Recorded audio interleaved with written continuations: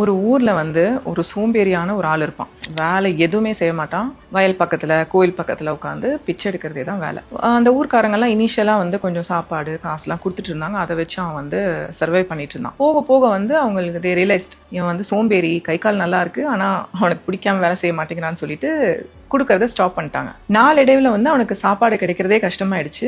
என்ன பண்ணுறதுனே தெரியல. அந்த ஊரை விட்டு போக ஆரம்பிச்சிடுறான். பக்கத்தில் வந்து ஒரு காடு பகுதி ஒன்று இருக்குது. அங்கே ஒரு நாள் பார்க்குறான், கால் இல்லாமல் வந்து ஒரு ஃபாக்ஸ் உட்காந்துட்டு இருக்கு. என்னடா இது, கால் இல்லை, இது எப்படி நல்லா ஸ்ட்ராங்காக இருக்குது பார்க்கறதுக்கு, கொழுக்கு முழுக்குன்னு, எப்படி இதுக்கு சாப்பாடு கிடைக்குதுன்னு பார்த்துட்டே இருக்கும்போது அங்கே வர சிங்கம் ஒன்று வந்து ஒரு கறித்துண்டை போட்டுட்டு போயிடுது. அதை சாப்பிடுது இந்த ஃபாக்ஸ்.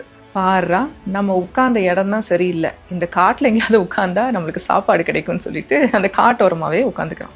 யாரும் சாப்பாடு போட மாட்டாங்க. ஃபர்ஸ்ட் நடமாட்டம் இல்லை, அப்புறம் எப்படி சாப்பாடு கிடைக்கும்? அந்த முட்டாளுக்கு இது தெரியல.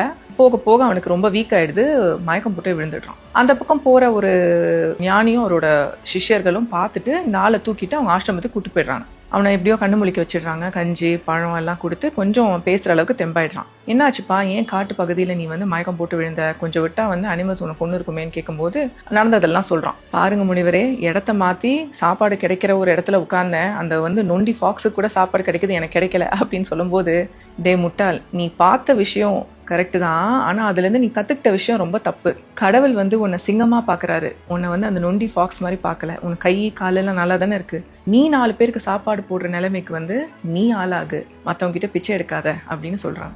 இந்த கதையை நான் ஏன் சொல்கிறேன்னா, நம்மளுக்கு நடக்கிற தப்பெல்லாம் வந்து ஒரு லெசன் அப்படின்னு நான் சொல்லியிருக்கேன் நிறைய வாட்டி. உங்களுக்குமே தெரியும் அது. ஆனால் அது எந்த மாதிரி லெசனை நம்ம கற்றுக்குறோம் அப்படின்னு ரொம்ப முக்கியம். தப்பான லெசனை கற்றுக்கிட்டாக்கா வந்து அந்த ட்ரிகர்ஸ் திரும்ப திரும்ப திரும்ப திரும்ப நடந்துகிட்டே தான் இருக்கும் till you learn the correct lesson.